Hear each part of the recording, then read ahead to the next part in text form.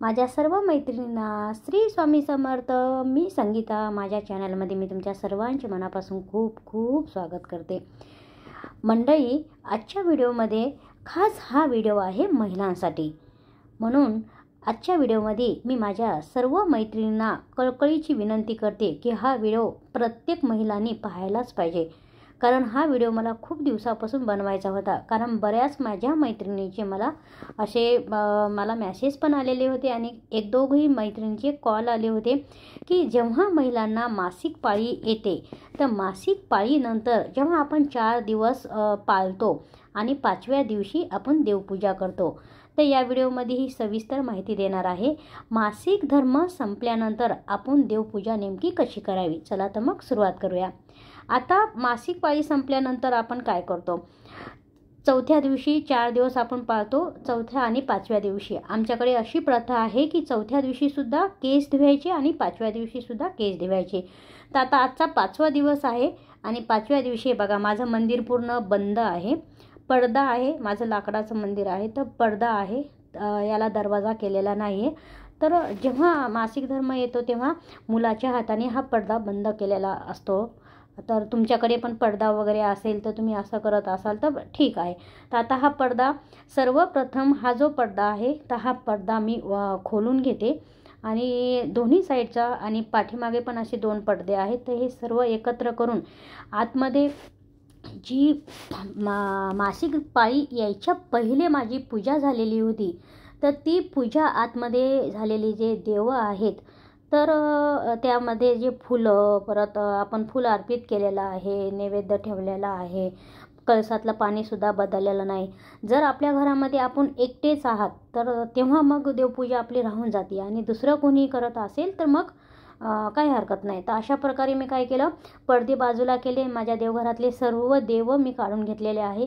आता विठोबा रखुमाई आहे, जेवढ्या मूर्त्या आहेत तेवढे वस्त्र आणि प्रत्येक फोटोची, वस्त्राची, मूर्तीची जी मोत्यांच्या माळा आहेत, देवाच्या मोत्यांच्या माळा, अन्नपूर्ण मातेचे तांदूळ जे आहेत वाटीमधले ते, आता कासवामधलं पाणी, परत आपला कलश आहे, मंगल कलश आपल्या देवीच्या नावाने ठेवलेला असतो. तो कुलदेवतेचा हे पाणी बदलायचं. कारण आपला कुलदेवतेच्या नावाचा कलश असतो आणि हा कलश माझं खूप मोठं झाड झालं होतं म्हणून मी दुसरा स्थापित केला.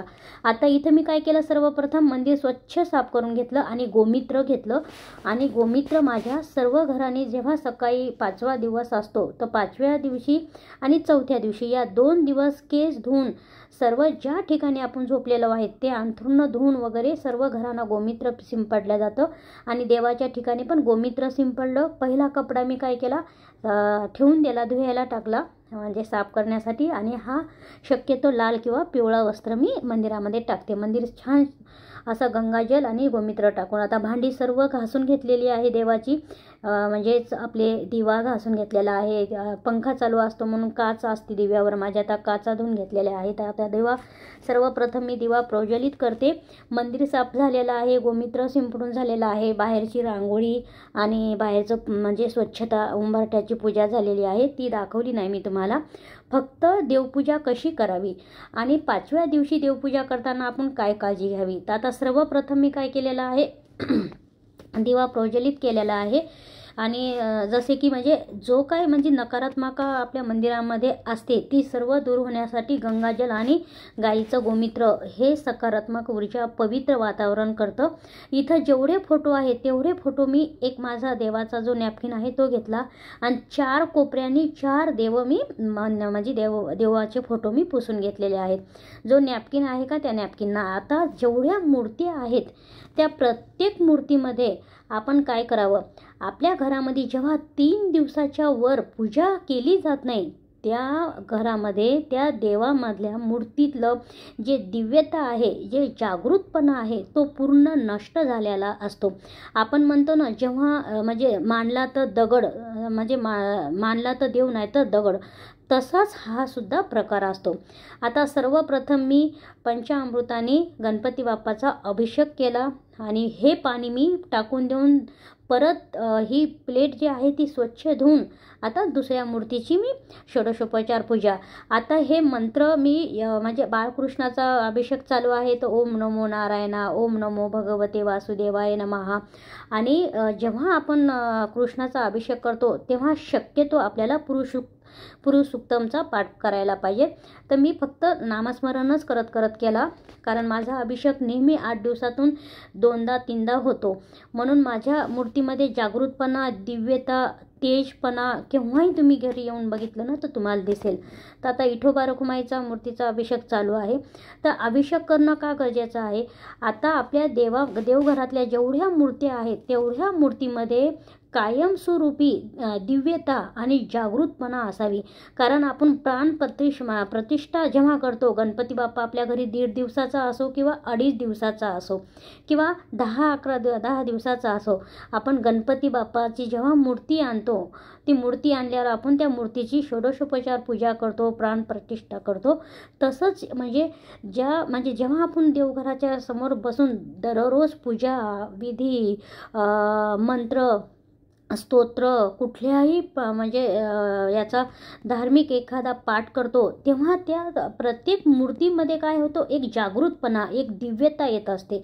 कारण कधीही पण आपण जेव्हा अभिषेक करतो, अभिषेक करता जर आपण त्या देवाचं नामस्मरण, जेवढे मंत्र श्लोक म्हणले तेवढे त्या मूर्तीमध्ये एकदम पॉवरफुल दिव्यता आणि जागृतपणा येत असतो.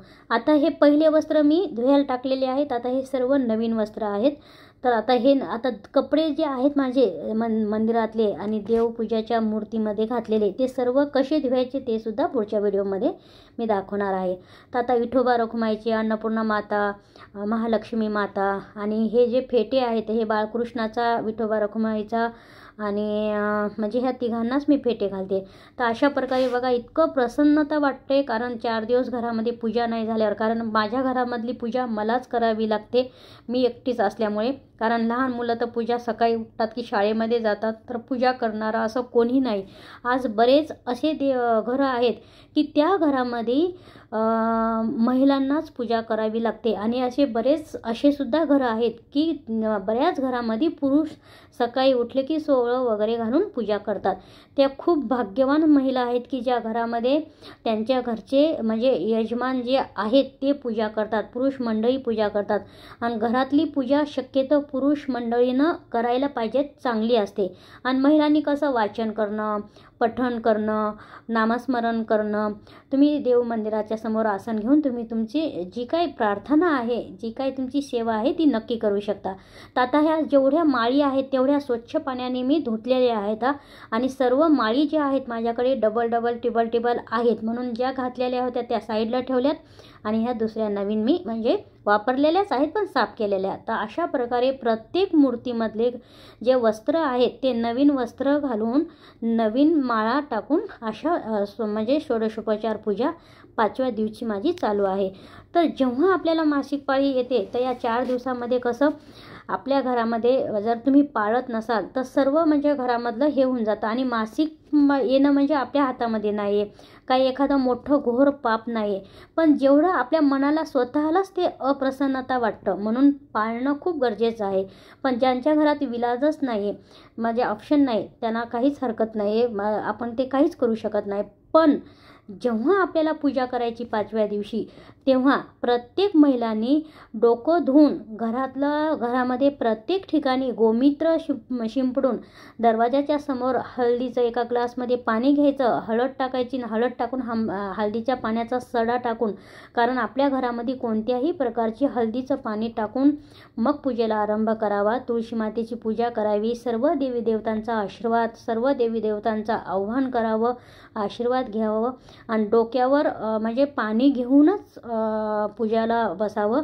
आणि पूजा करताना देवघर सर्व आतून बाहेरून देवघर स्वच्छ करावं. देवघरातले जेवढे म्हणजे मूर्त्यांना वस्त्र घातलेले आहेत, देवघरामध्ये जो आतमध्ये कपडा तुम्ही टाकलेला आहे, खाली जे आसन टाकलेलं आहे ते आसन बदलावं. मूर्त्यांना जेवढे वस्त्र घातलेले ते वस्त्र काढून दुसरे वस्त्र टाकावे आणि षोडशोपचार अभिषेक करावा. अभिषेक करताना श्लोक, नामस्मरण देवाचं नाव घेत घेत अभिषेक केल्यावर त्या मूर्तीमध्ये सांगितल्याप्रमाणे म्हणजे जागृतपणा येतो आणि दिव्यता येते आणि आपल्याला पण खूप प्रसन्न वाटतं आणि काही ना काहीतरी असा एक तरी चमत्कार आपल्यासोबत घडून जातो जर श्रद्धा आणि भक्तिभावाने जर पूजा केली तर. कारण भक्ती मनापासून भक्ती केली तर कुठली तरी एक शक्ती आपल्यामध्ये आपोआप येते. आता अशा प्रकारे ही पूजा झालेली आहे आणि छोटीशी मी इथं रांगोळी काढते. पहिली रांगोळीसुद्धा पूर्ण काढून घेतलेली आहे मी आणि आता दुसरी नवीन रांगोळी टाकते. तर आता ही रांगोळी काढून धूप दीप वाळून देवाला सर्व प्रकारचे जे माझ्याकडे फुलं होते ते फुलं अर्पण करून आता माझ्याच्याने कसं हे झालं का नाही की मी जप म्हणजे माझे जे नित्यपूजा आहे प्रत्येक वाराची वेगवेगळी पूजा असते. तर नित्य जो वार आहे सोमवार असो मंगळवार असो तर म्हणजे महादेवाचा जप करणं, एक माळ प्रत्येक देवाचा जप असतो. स्वामी समर्थांचा नामस्मरण एक माळ जप असतो. 11 माळी करायला पाहिजेत पण मी येता जाता बसल्या जागी म्हणजे मला जास्ती वेळ मणक्याचा प्रॉब्लेम असल्यामुळे मी जास्ती वेळ बसू शकत नाही म्हणून मग मी खुर्चीवर नाही तर ह्याच्यावर बसून करत असते.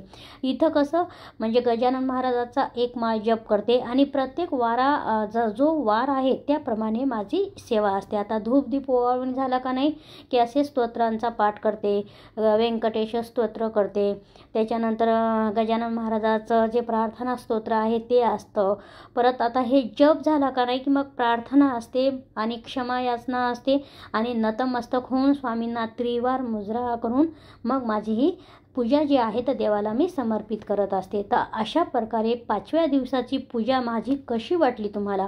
आणि प्रत्येक महिलांनी आपल्या मासिक पाळीचा धर्म आपला संपल्यानंतर 4 दिवस झाल्यानंतर 5व्या दिवशी पूजा कशी करावी तर अशा पद्धतीनं साधी आणि सोपी आणि मनापासून श्रद्धेने अशा पद्धतीनं षोडशोपचार पूजा जर केली तर त्या महिलेच्या कोणत्याही प्रकारच्या समस्या असतील, घरामध्ये नकारात्मक असेल, देवमंदिरामध्ये नुसत्या मूर्त्याच आहेत त्याच्यामध्ये जागृतपणा नाही, त्याच्यामध्ये म्हणजे दिव्यता नाही तर काहीही अर्थ नाही. जसं मानवी सांगितलं तसं दगड किंवा मग देव असाच हा एक प्रकार असल्यामुळे अशा प्रकारेच 5व्या दिवशीसुद्धा षोडशोपचार पूजा करावी. आणि हा व्हिडिओ आवडला असेल तर प्लीज शेअर करा, कमेंट करायला विसरू नका. हर हर महादेव लिहायला विसरू नका.